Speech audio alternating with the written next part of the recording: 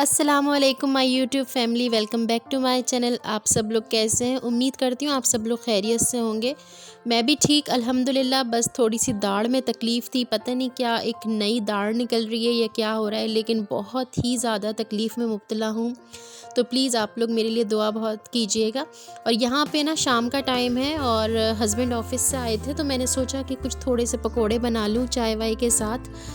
तो यहाँ पे पकोड़ों की तैयारी चल रही है, मिक्स पकोड़े बना रही थी और रमज़ान की याद आ गई, क्योंकि उमूमन हर रोज़ ही रमज़ान में हम लोग पकोड़े बनाते हैं, क्योंकि मेरे बच्चे और मैं जो हूँ वो आलू के पकोड़े के बहुत ज़्यादा शौकीन है। और अगर पता नहीं क्यों क्या बात है, जब तक रोज़ा खोलने के बाद इफ़्तार में 2-4 पकोड़े ना खाओ, ऐसा लगता है जैसे इफ़्तारी की ही नहीं है। और हम दोनों ही बच्चे और मैं अपनी बात करूँगी कि हम लोग पता नहीं रोज़े के बाद इफ़्तारी ना करो ना, तो मतलब जैसे ये इफ़्तारी वाली चीज़ें ना हो। जैसे कुछ लोग सिर्फ खाना खा लेते हैं ना, तो हमें उसमें मज़ा नहीं आता। हम रोज़े के बाद इफ़्तारी होनी ज़रूरी है, चाहे थोड़ी सी हो, और इफ़्तारी में पकोड़े होने ज़रूरी हैं। तो सबकी अपनी अपनी खैर पसंद होती है। मतलब इफ़्तारी के अंदर शुरू के 20 रोज़े तो ऐसे ही गुज़रते हैं कि पकोड़े भी होने लाजमी हैं, तो शरबत भी होना ज़रूरी है, तो छोले की चाट और दही का कोई आइटम। मतलब शुरू के 10-20 रोज़े तो बस दिल होता है कि हर चीज़ ही आपकी पसंद की। और ख़ास तौर पे बच्चे चूँकि रोज़ा रखते हैं दोनों माशाल्लाह, तो मैं यही कोशिश करती हूँ कि उनकी पसंद की चीज़ हो दस्तरख़्वान पे, ताकि वो पूरे दिन के रोज़े के बाद जब वो इफ़्तार करें तो उनकी पसंद की चीज़ वो खाएँ।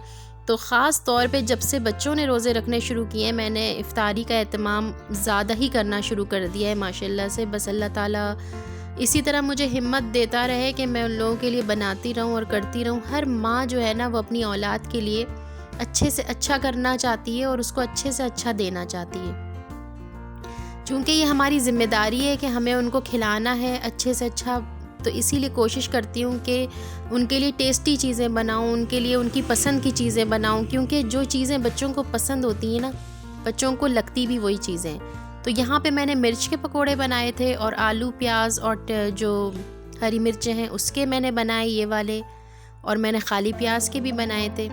और आगे जाके जो आलू के बारीक बारीक कतले होते हैं उसके भी मैं बनाऊंगी। तो बस ये जब मैं बना रही थी आज काफ़ी दिनों के बाद, या शायद कहूँगी तो काफ़ी महीनों के बाद मैं पकोड़े बना रही थी, तो मुझे बस रमज़ान का ख्याल आ रहा था। और वैसे भी आजकल रमज़ान की आमद है ना, तो बस खुशी इतनी होती है रमज़ान आने की कि बस। और ये भी होता है कि अरे रमज़ान आ रहा है, ये कर लो वो कर लो, सफाइयाँ कर लो, ये बना के रख लो वो कर लो। और वो इतनी जल्दी होके चला जाता है कि बस पता ही नहीं चलता कब आया और कब चला गया। तो शुरू के रोज़े तो फिर भी महसूस होते हैं कि हाँ भाई रोज़े रख रहे हो, फिर तो ऐसी आदत हो जाती है जैसे कि हमारी रूटीन बन जाती है कि नहीं हमें इसी टाइम खाना है और इसी टाइम इफ़्तार करना है। और फिर जब रमज़ान अचानक से चला जाए तो फिर उसके बाद इतना अफ़सोस होता है, और वही सहरी के वक़्त दिल होता है कि उस टाइम हम नाश्ता करें या खाएं, और वही इफ़्तारी के वक़्त हमें भूख लगने लगती है, क्योंकि हमारी बॉडी को और हमें जो है वो उस चीज़ की आदत पड़ चुकी होती है। और इतना बुरा लग रहा होता है कि बस क्यों चला गया रमज़ान। तो बस खैर मेहमानों की तरह आता है 1 महीने के लिए और अपनी बरकतें और रहमतें लेके, और फिर 1 महीने बाद चला जाता है। तो इसलिए बस मेरी यही कोशिश होती है कि इस पूरे महीने में मैं कोई ऐसा काम नहीं करूं, मैं अपने आप को ज़्यादा ना थकाती हूँ, ना मैं अपने आप को ज़्यादा मसरूफ़ रखती हूँ। बस मैं बहुत से बहुत अगर मैं कुछ करती हूँ तो बस अपने बच्चों के लिए अच्छी अच्छी चीज़ें बनाती हूँ। यहाँ पे मैंने आलू के बना लिए थे, बहुत क्रिस्पी बने थे। इसकी रेसिपी भी मैं आगे जाके आप लोगों के साथ बहुत तफसील में शेयर कर दूंगी, लेकिन अभी तो मैं बहुत जल्दी में बना रही थी। तो अगर मैं रेंडमली से अगर आपको बताऊं तो बस मैंने 1 कप बेसन लिया, और उसमें मैंने एक चमचे से कम नमक लिया, और आधी चमची से कम मैंने जो है वो लाल मिर्च ली थी। और धनिया पाउडर मैं इसमें लाजमी डालती हूँ, तो मैंने आधा चमचा पहले डाला था, चौथाई चमचा। और फिर मैंने इसमें ज़ीरा डाल दिया, ज़रा सी हल्दी डाल दी, थोड़ा सा मतलब आधा चमचे से करीब चौथाई चमची ज़ीरा, और चौथाई चमची ही मैंने इसमें कुटी हुई लाल मिर्च डाल दी थी। ज़रा सा धनिया पाउडर मैंने थोड़ा सा और डाल दिया था। और अब चूँकि मेरा बेसन जो है वो ख़त्म हो गया था, तो मैंने दोबारा बेसन घोला था इन वाले पकोड़ों के लिए, क्योंकि मैं ऐसे ही करती हूँ, फिर बच जाता है, फिर ज़ाया हो जाता है। तो थोड़ा थोड़ा बनाती जाती हूँ और फिर पकाती जाती हूँ। और माशाल्लाह से काफ़ी दिनों के बाद बच्चे खा रहे थे तो उनका हाथ नहीं रुक रहा था, और साथ में इमली की चटनी भी थी, आलू बुखारे की चटनी भी थी, और शाम का टाइम था, बच्चों ने दोपहर का खाना भी नहीं खाया था। हस्बैंड भी ऑफिस से भूखे आए थे, मैंने भी दोपहर का खाना नहीं खाया था, तो बस समझे यही हमारा, इसी से हमने पेट भरा था। और ये आलू बुखारे की चटनी बनी हुई थी, और इसकी रेसिपी भी मैं बहुत जल्द आपके साथ शेयर करूँगी।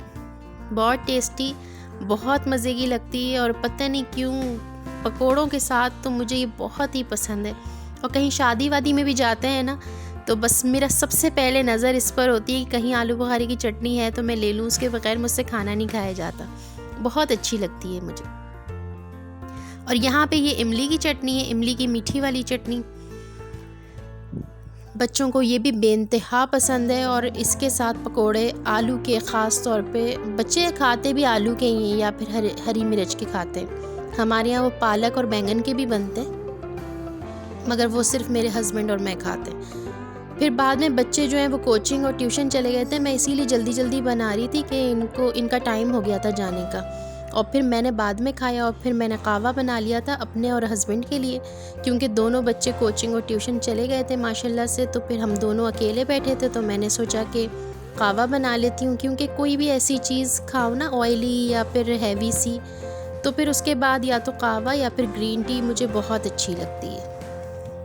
तो बस यहाँ पे मैंने गुड़ वाला कहवा बनाया था, बहुत अच्छा सफ़ेद गुड़ आया हुआ था पंजाब से, मैंने आपके साथ शेयर भी किया था।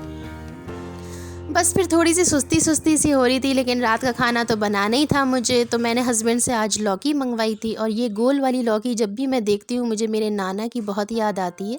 हमारे ननियाल के अंदर ना हमेशा ऐसी ही लौकी आती थी और पकती थी। और अभी भी वो, जब नाना तो अब इस दुनिया में नहीं है, अल्लाह ताला उनकी मग़फ़िरत करे, उनको जन्नतुल फ़िरदौस में आला मुक़ाम अता करे, लेकिन जो मेरी ख़ालाएँ हैं वो जब भी लाती हैं गोल लौकी लाती हैं, और मुझे इसको छीलना बड़ा मुश्किल लगता है। मेरे यहाँ जब भी आई लंबी वाली लौकी आई, तो कल मैं अपने हस्बैंड से यही कह रही थी कि आपको लंबी लौकी नहीं मिली, तो उन्होंने कहा वो इतनी अच्छी थी नहीं, तो मैं ये वाली ले आया। और ये मेरे गोल में, ये गोल गोल जो लौकी है मेरे हाथों में गोल गोल घूमती रहती है और मुझसे सही से छिलती नहीं है, लेकिन खैर बहुत अच्छी थी, बहुत मतलब अंदर से जब काटी ना तो अच्छी थी, फ्रेश थी।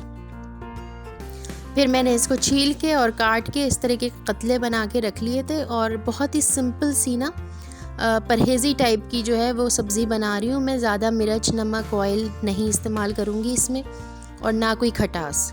तो इसकी रेसिपी ऑलरेडी मैं अपने चैनल पे शेयर कर चुकी हूँ, लेकिन फिर भी मैं यहाँ पर उन लोगों के लिए करूँगी जिन्होंने नहीं देखा है, तो रैंडमली सा उनको बताऊँगी कि बस मैंने इसमें थोड़ा सा, बिल्कुल थोड़ा सा ऑयल लिया है। सिर्फ उतना ऑयल आपको लेना है जितने में प्याज फ्राई हो जाए।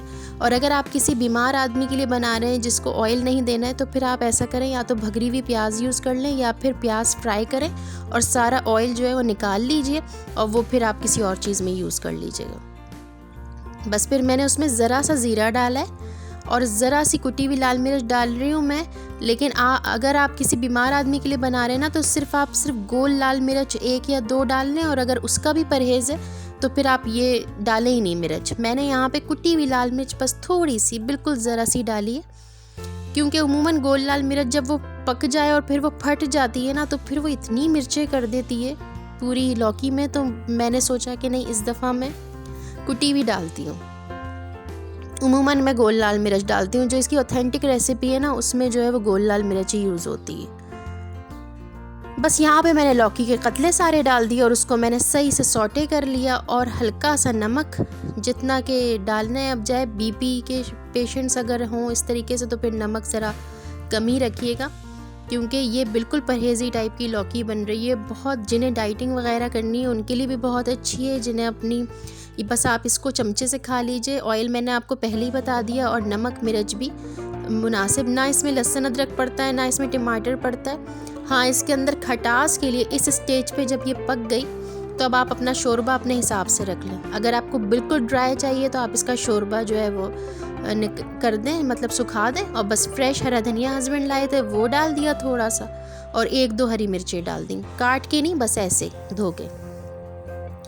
और बस यहाँ पे हरा धनिया भी साफ़ करके रख दिया था, तो वरना ये एक आध भी गला सड़ा पत्ता हो ना, फिर सारा ही हरा धनिया ख़राब कर देता है। अच्छा, यहाँ पे खटास के लिए अगर आपको डालना है तो इमली का पल्प थोड़ा सा, बिल्कुल थोड़ा सा, 1 या 1.5 चमचा वो डालिए। और अगर आपको इसका कलर जो है वो बिल्कुल ऐसा ही रखना है, क्योंकि इमली ब्राउन होती है ना, तो उससे लौकी ब्राउन हो जाएगी। अगर आपको इस लौकी का कलर बिल्कुल ऐसा ही कलर चाहिए ना, तो फिर आप इसमें लेमन डाल के इस्तेमाल करें तो बहुत अच्छी बनती है, बहुत टेस्टी बनती है और बहुत फ़ायदेमंद है। बस बच्चे जो है ना वो ऐसी चीज़ें नहीं खाते। तो बच्चों ने फिर अपने लिए मैगी बना लिया था, और यहाँ पे ये इंडोमी का मैगी अहमद बना रहा था। तो अहमद यही मुझसे कह रहा था कि मामा मेरी वीडियो भी बनाए, देखें मैंने कितना अच्छा मैगी बनाया है। तो मैंने कहा तुमने बनाया क्या है, तुमने तो खाली बॉईल करके ये रख दिया। कहने लगे देखें अब भी ये बनता है और इतना ज़बरदस्त बनेगा कि आप देख के हैरान रह जाएंगी। तो वही मैं देख रही थी, मैंने कहा अच्छा क्या मेरी वीडियो भी बनाए। तो मैंने कहा ठीक है मैं बनाती हूँ, तुम बनाओ क्या कर रहे हो। तो यहाँ पे जो है ना वो एक एक करके मसाले खोल रहा है, उसके अंदर एक एक करके मसाले डाल रहा है, पता नहीं क्या क्या। और फिर वहाँ से सॉसेज उठा के लाया था, वो भी थोड़ा थोड़ा डाल रहा था, पता नहीं क्या क्या कर रहा था। लेकिन इसको देख के मुझे मेरा बचपन याद आ गया, जब मैं छोटी थी और सऊदीया गई थी तो उम्रा करने। तो मुझे वहाँ पे कोई भी खाना अच्छा नहीं लगता था उन लोगों का। तो वहाँ पे मैं सिर्फ मैगी पे पली थी और मैंने अपना वज़न जो है वह 5-6 पता नहीं कितने किलो मैं कम करके आई थी वहाँ से। एक तो ये कि फ़ैमिली से दूर रहे बंदा, अपने अम्मी अब्बू और भाई बहनों से, सिर्फ एक भाई गया था मेरे साथ। और फिर इतने दिन वहाँ पे रहना, उनकी खाने पीने बिल्कुल डिफरेंट थे। हालांकि इतना इतना दस्तरखान लगता था, उस पर इतनी इतनी चीज़ें माशाल्लाह होती थी, मगर मुझे कुछ भी समझ में नहीं आता था और कुछ भी मेरा खाने को दिल नहीं चाहता था। तो उन्होंने पूरा एक कार्टन ला के मैगी का रखा हुआ था, तो बस वही मैं रोज़ाना मैगी बना बना के खाती थी। और रमज़ान भी थे तो मेरे रोज़े भी होते थे, तो पूरा दिन मैं रोज़ा रखती थी और फिर मैं मैगी खाती थी, या फिर जो वहाँ पे बाज़ार में शवरमा मिलता था बस मैं वो खाती थी। और वो रोज़ आना तो पॉसिबल नहीं होता था, कोई उस तरफ को जाता था तो मेरे लिए ले आता था। तो वहाँ पे ना मैंने ये मैगी खा खा के, और ज़ाहिर उबला हुआ मैगी कौन खा सकता है, वहाँ पे छोटे बच्चे थे तो उनके हिसाब से वो लोग जो है ना ज़्यादा स्पाइसेस भी नहीं खाते थे। तो मैं उसमें पता नहीं ये सब चीज़ें डाल के बना के खाती थी। मुझे वही वक्त याद आ गया। और अब आज पूरा दिन मैंने बर्तन ही नहीं धोए, कावे के बर्तन, तो मैगी के बर्तन, तो लौकी और पकोड़े, इतने बर्तन जमा हो गए कि बस अब इस वक्त मैंने कमर कसी और मैंने कहा बस अब इन सबको धो के और जान छुड़ाऊँ। तो आज का दिन बस कुछ इसी तरह मसरूफ़ गुजरा। हालांकि तबीयत तो बिल्कुल ठीक नहीं थी, मगर काम तो करना है। होप सो आपको अच्छा लगा होगा। अगर वीडियो अच्छी लगी हो तो लाइक कर दीजिएगा, मेरे चैनल को सब्सक्राइब कर दीजिएगा। फिर एक नई वीडियो के साथ मिलेंगे। अल्लाह हाफ़िज़।